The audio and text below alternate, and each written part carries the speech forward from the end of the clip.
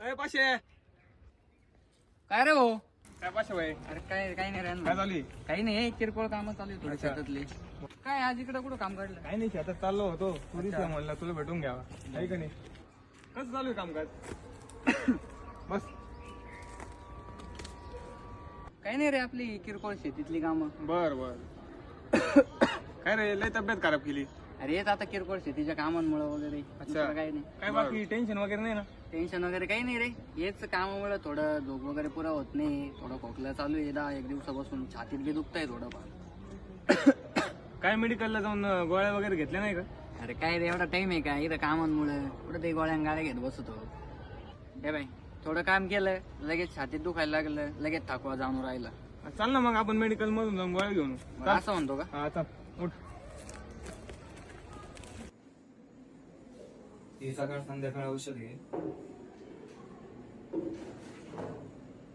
ही एकदा रात्री एक टाइम गोळी घे.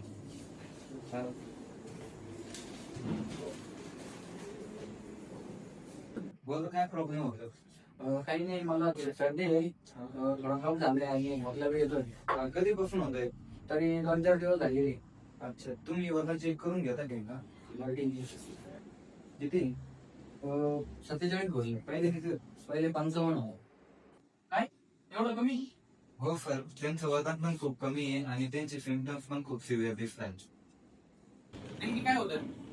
काही नाही, थोडीशी सर्दी आहे, खोकला बी आहे आणि त्याच्यात थोडा कमी जाणवलं. असं तर तुम्हाला पडा हा असं कॉलेज संपवत थकवा बी. डॉक्टरकडे गेले होते का?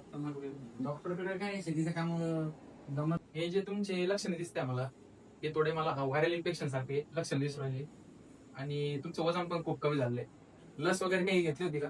लस नाही हो, जमलंच नाही मला. शेतीच्या कामामुळे टाइमच भेटला नाही मला. हे बघा, लस आहे ना आपल्या शासनांतर्गत विविध योजना राबवल्या जातात. त्याच्या अंतर्गत तुम्ही लस घेऊ शकता. लस नाही घेतली तर तुम्हाला याचे परिणाम आता नाही पण तुम्हाला नंतरच्या काळामध्ये दिसून येतील. काही नाही हो, वॅक्सिन बोलायच्या गोष्टी सगळ्या. अहो दादा, व्हॅक्सिन घेणं आजच्या काळामध्ये खूप महत्वाचं आहे. तुम्ही जर व्हॅक्सिन घेतली नाही तर नमस्ते सर. नमस्ते. 2 मिनिटे. ठीक आहे. आजच्या काळामध्ये व्हॅक्सिन घेणं खूप महत्वाचं आहे आणि तुम्ही जर व्हॅक्सिन घेतली नाही, तुम्हाला येणाऱ्या काळामध्ये फॉर एक्झाम्पल कोविड-19 सारख्या आजाराला तुम्हाला सामोरं जाणं आहे.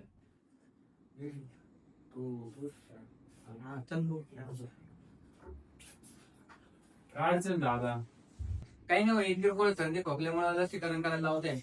दादा पहिले आम्ही दोघांना पण असे वाढत होते, पण नंतर सरांनी आम्हाला योग्य मार्गदर्शन केले व सरांनी आम्हाला लसीचे फायदे सांगितले. असं नाही की ते सांगतो मला आपण लस घ्यावी, कारण भविष्यात खूप सारी महामारी आहे, त्यापासून आपण आधीपासूनच सावध राहायला पाहिजे. दादा मला तुमचं म्हणणं पटतंय, पण माझ्या मित्राच्या मनात लस घेण्याबाबत थोडी भीती आहे, तर तो नाही म्हणतोय. हो बरोबर आहे. तुम्ही तुमच्या मनामध्ये कोणत्याही प्रकारची चिंता आणि भीती बाळगू नका. चुकीच्या अफवांना बळी पडू नका. लस म्हणजे शरीराला रोगाची लढायला ट्रेनिंग देणार एक छोटासा शिक्षक आहे आणि दरवर्षी आमच्या फार्मसीमध्ये हजारो जण सुरक्षितपणे लस घेतात. मला तुमचं म्हणणं पटतंय. मी आता लगेचच जाऊन लसीकरण करतो. रोगांपासून स्वतःला व समाजाला सुरक्षित ठेवा.